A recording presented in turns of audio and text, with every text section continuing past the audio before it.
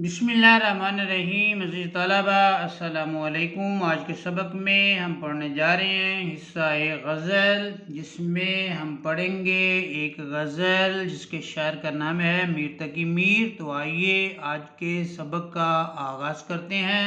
अज़ीज़ तलबा, मीर तकी मीर की जो गज़ल हम पढ़ने जा रहे हैं उसका मतलब है, हस्ती अपनी हबाब की सी है, ये नुमाइश शराब की सी है। अजीज तलबा, हस्ती कहते हैं वजूद को और हबाब कहते हैं पानी के बुलबुले को, और सी जो है किसी जो है ये हरूफे जो है वो तशबीह हैं, और नुमाइश जो है ये दिखावा है, और शराब कहते हैं धोखा, और फिर किसी जो है ये हरूफे तशबीह हैं, और है जो है ये फेल नाकिस है। तो मीर तकी मीर जो है वो गज़ल के मतलब में एक मुसले की तरह, एक नासे की तरह, एक नसीहत करने वाले की तरह जो है वो नसीहत करते हुए नज़र आते हैं। वो कहते हैं कि ये जो दुनिया है ये बस दिखावा है, बस धोखा है, आर्जी है, नापायदार है, फ़ानी है, गैर मुस्तकिल है। यहाँ हमेशा हमेशा किसी ने नहीं रहना, हर एक ने इसको छोड़कर आगे चले जाना है। आप तवज्जो कीजिए, तो वो कहते हैं हस्ती अपनी हबाब, हमारी जो ज़िंदगी है, हमारा जो वजूद है वो पानी के हबाब कहते हैं। पानी के ऊपर जो बुलबुला एक ही लम्हे में वो नमूदार होता है, और उसकी जब हवा अगले लम्हे खारिज होती है तो वो बिल्कुल पानी की सतह के जो है वो हमवार हो जाता है, बराबर हो जाता है, जैसे वो था ही नहीं। तो यही इंसान की ज़िंदगी है कि वो पानी की बुलबुले की मानिंद है। जैसे ही जो है उसकी सांसें ख़त्म होंगी तो उसको कब्र में या उसको जो है उसकी ज़िंदगी जो है वो ख़त्म हो जाएगी। और ये जो कुछ हम देख रहे हैं, हमें जो दिखाया जा रहा है, हमें जो नज़र आ रहा है, दुनिया नज़र आ रही है, दुनिया की रौनकें नज़र आ रही हैं, दुनिया की गहमा गहमी नज़र आ रही है, दुनिया की खूबसूरती नज़र आ रही है, जिसमें हम गुम हैं, हम महव हैं, या जिसमें हम मस्त नज़र आते हैं।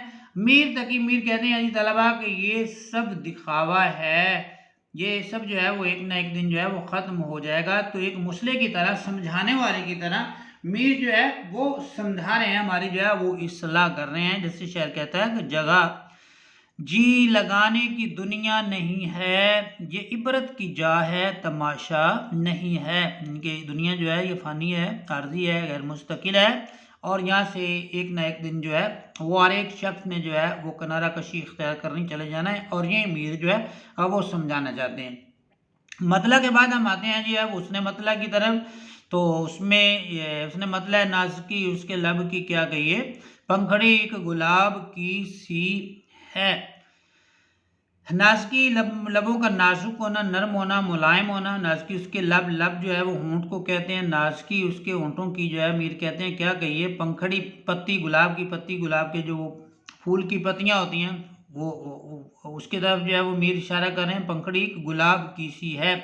यहाँ पर जो है वो मीर तकी मीर ने इस शेर में जो मफहूम किया है, बयान किया है, सॉरी, और पहले में ये रात है, इसमें फ़र्क जो है वो मुलाहिज़ा कीजिए। इसी तलबा एक होती है गज़ल और एक होती है नज़्म।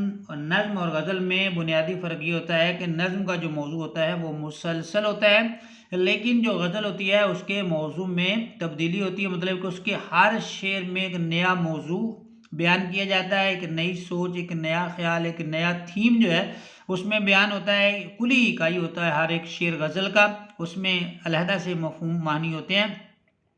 तो इसलिए पहला शेर था दुनिया की बेसबाती के हवाले से, और दूसरा शेर है जो लिखा मीर ने वो मीर के महबूब के होंठों की खूबसूरती के हवाले से, यानी कि शायर अपने महबूब के होंठों की खूबसूरती को बयान करते हैं। और वो कहते हैं कि मेरे महबूब के होंठ इतने नाजुक हैं, इतने नरम हैं, इतने बारीक हैं, इतने मुलायम हैं कि जैसे फूल की, गुलाब के फूल की जो पंखड़ियाँ जिस तरह नरम, मुलायम और रंगीन होती हैं, खूबसूरत होती हैं, इसी तरह ही जो है वो मेरे महबूब के होंठ जो है वो रंगीन भी हैं, नरम भी हैं, मुलायम भी हैं, खूबसूरत भी हैं। तो खूबसूरती पे गालिब का एक शेर है कि जिक्र उस परिवश का, परिवश कहते हैं परियों जैसे चेहरे वाला, जिक्र उस परिवश का और फिर बयां अपना, बन गया रकीब आखिर था जो राजदा अपना। ये जो है वो गालिब का खूबसूरती पे शेर है, क्योंकि मीर ने अपने महबूब के होंठों की खूबसूरती को बयान किया है, तो गालिब भी जो है वो अपने महबूब की खूबसूरती बयान करते हैं। गालिब ही का एक और जो है वो महबूब की खूबसूरती पे शेर है, दिल से मिटना तेरी अंगुश्ते हिनाई का ख्याल। अंगुश्ते हिनाई इसी तलबा कहते हैं, अंगुश्त तो कहते हैं ना उंगली को, और हिना मेहंदी को कहते हैं। वो उंगली जिसके ऊपर जो वो मेहंदी लगी हुई है, मेहंदी के डिज़ाइन बने हुए हैं, और वो डिज़ाइन बनने से वो उंगली इतनी खूबसूरत हो गई है कि उसका ख्याल जो है वो दिल से निकल ही नहीं रहा। दिल से मिटना तेरी अंगुश्ते हिनाई का ख्याल, हो गया गोश्त से नाखून का जुदा हो जाना।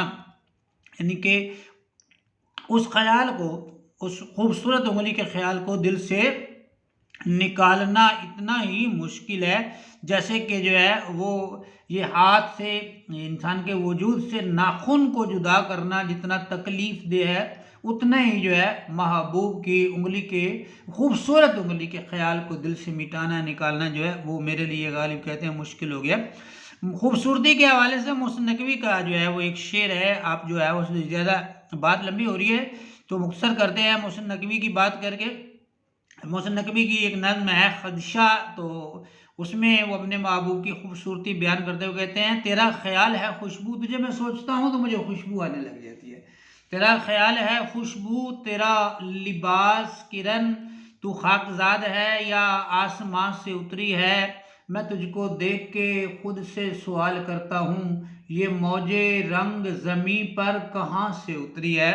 तो इसी तरह हम चलते हैं तीसरे शेर की तरफ, जिसमें जो है, चश्मे दिल खोल उस भी आलम पर, यहाँ की औकात ख्वाब की सी है। चश्म कहते हैं आँख को, और दिल की आँख जो है वो खोलना उस भी आलम पर।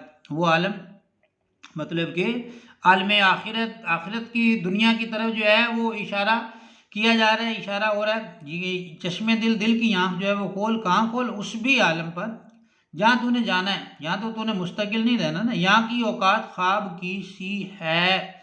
जहाँ तू रहता है, यहाँ औकात हसीयत को कहते हैं, वैल्यू को कहते हैं। तो यहाँ की जो वैल्यू है, हसीयत है, वो ख्वाब की मानिंद है। वो जो है वो ख्वाब टूटेगा, आंखें खुलेंगी तो ख्वाब टूट जाता है, लेकिन यहाँ आंखें बंद होंगी तो दुनिया का ख्वाब जो है वो आपका टूट जाएगा।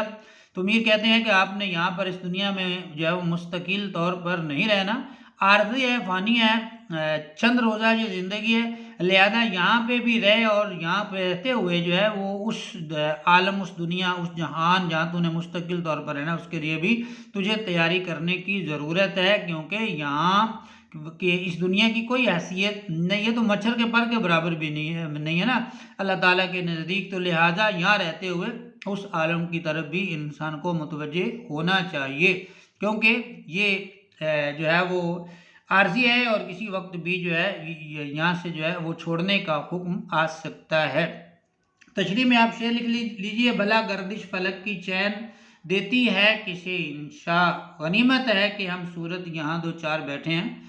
तो इनके कोई पता नहीं है अगले लम्हे क्या होने जा रहा है, तो अगले लम्हे जो है वो एक नया मंजरनामा पेश सामने जो है पेश हो सकता है। चौथा शेर है, ऐसी तलबा बार बार उसके दर पे जाता हूँ, हालत अब इस्तिराब की सी है। यहाँ पर शायर जो है वो बार बार अपने महबूब के दर की तरफ जाता है, और महबूब के दर की तरफ जाने की वजह से उसकी हालत जो है, उसकी सूरत जो है, इस तरह उसमें बेचैनी जो है वो बढ़ती जा रही है, इस तरह वो बेचैन होता जा रहा है, और उस बेचैनी में इजाफा होता जा रहा है। वजह क्या है, पहला मिसरा हम देखें तो शायर जो है वो महबूब के दर की तरफ जाता है, तो जाने की वजह क्या हो सकती है। यानी कि महबूब के दीदार के लिए जाता है, महबूब को देखने के लिए जाता है, महबूब का दर्शन करने के लिए जाता है, महबूब का नज़ारा करने के लिए जाता है। तो देखेगा तो उसका दिल जो है वो खुश होगा, उसे दिली खुशी, दिली राहत, तस्कीन जो है वो मिलेगी। लेकिन होता क्या है, जब शायर जो है वो महबूब के दर की तरफ जाता है, उसके घर के दरवाजे को कहते हैं, उसका गेट जो है, उसका दरवाज़ा जो उसकी तरफ जाता है, चक्कर लगाता है, तो उसका महबूब उसको नज़र नहीं आता। वो चक्कर लगाता है, नज़र नहीं आता। जब नज़र नहीं आता तो फिर क्या होता है, उसकी बेचैनी, इस्तराब उसका बढ़ जाता है। वो दोबारा आता है जो है वो इस्तराब के साथ, तो वो दोबारा नज़र नहीं आता, तो फिर उसके इस्तराब में और इजाफा हो जाता है। फिर वो चक्कर लगाता है तो जो है वो महबूब नज़र नहीं आता और इस्तराब बढ़ता जाता है। इसलिए जो है वो मीर ने कहा कि बार बार उसके दर पे जाता हूँ, हालत अब इज़्तिराब की सी है, मैं बार बार अपने महबूब के दर की तरफ, घर की तरफ जो है वो जाता हूँ, लेकिन मेरी बेचैनी में मुसलसल इजाफा होता जा रहा है। इसकी तशरीह में हम लिख सकते हैं, कुछ है खबर तुझे भी कि उठ उठ के रात को आशिक तेरी गली से कई बार हो गया। या दूसरा शेर है, तेरे कू में इस बहाने, कू कूचे को कहते हैं, कू बकू फैल गई बात शनासाई की, तेरे कू में इस बहाने मुझे दिन से रात करना सॉरी, तेरे कू में इस बहाने मुझे दिन से रात करना, कभी इससे बात करना कभी उससे बात करना। या शायर जाता है महबूब को देखने और कहता है, शक्ल अपनी हमको दिखलाओ खुदा के वास्ते, जान जाती है अजी आओ खुदा के वास्ते। लेकिन महबूब नहीं आता और बेचैनी बढ़ जाती है। अगला शेर है, मैं जो बोला कहा कि ये आवाज़ उसी खाना खराब की सी है। मैं जो बोला, मैंने बात की और मेरे महबूब ने मेरी बात जो है वो सुन ली सॉरी बात सुनी तो जो है कहा कि ये आवाज़, आगे महबूब कहता है ये आवाज़ उसी खाना खराब की सी है। मतलब कि ये आवाज़ जो है वो मेरे वो मेरा महबूब होता था, मोहिब होता था, उसकी आवाज़ से मिलती जुलती आवाज़ है, उसी खाना खराब उस जैसी ये आवाज़ जो है। मैं बोला कहा कि ये आवाज़ उसी खाना खराब की सी है। अब यहाँ पर जो है वो समझने वाली है जो बात है सिर्फ वो ये है कि जब मोहब्बत होती है तो आवाज़ में भी मिठास होती है, लेकिन जब मोहब्बत नहीं रहती तो फिर वही आवाज़ जो है वो अजियत देना शुरू कर देती है। महबूब की आवाज़ कभी तो कोयल की तरह खूबसूरत आवाज़ लगती है, बड़ी सुरीली लगती है, लेकिन जब महबूब से मोहब्बत नहीं रहती तो क्या होता है, फिर उसकी आवाज़ जो है वो तकलीफ़ दे बन जाती है। तो इसीलिए जो है जो शायर कहता है, मैं जो बोला कहा कि ये आवाज़ उसी खाना ख़राब की सी है। वो क्या कहते हैं कि शेर है, अब तो नफ़रत का ये आलम भी सिवा लगता है, तेरा नाम जो लेता है बुरा लगता है। पहले तो होता है ना कि जो महबूब का तज़किरा करता है, महबूब का जिक्र करता है, वो बड़ा प्यारा लगता है। या या तज़किरा करे, या तेरा तज़किरा करे हर शख्स, या कोई भी हमसे गुफ्तगू ना करे। तो पहले तो ये होता है, फिर जब मोहब्बत नफ़रत में बदलती है तो फिर क्या होता है, अब तो नफ़रत का ये आलम भी सिवा लगता है, तेरा नाम जो लेता है बुरा लगता है। या बागबान आग दी आशियाने को मेरे, जिन पे तकिया था वही पत्ते हवा देने लगे। जो खैर खा थे, जिन्होंने जान देनी थी, अब वो जान लेने वाले बन गए हैं। जी अगले शेर की तरफ आइए, आतिशे गम में दिल भुना शायद देर से भू कबाब की सी है। आतिशे गम, गम की आग में दिल जो है वो भुन गया है, दिल जो है वो जल गया है। शायद वो कहता है मेरा दिल जो है वो आतिशे गम में जल कर रह गया, देर से बू कबाब की सी है, कि देर से जो है वो मुझे कबाब भूनने की बू आ रही है। जैसे वो कहते थे ना कि जंगल में कबाब भूनने की बू आ रही थी, शायद किसी बुलबुल का दिल जल रहा था। तो यहाँ शायर का दिल जो है वो, शायर को कबाब भूनने की बू आती है, तो शायर जो है वो उसका मतलब ये लेते हैं कि शायद मेरा दिल जल रहा है, जिसकी वजह से मुझे जो ये कबाब भूनने की बू जो है, खुशबू जो है ये महसूस हो रही है। इशरते कतरा है दरिया में फना हो जाना, दर्द का हद से गुजरना है दवा हो जाना।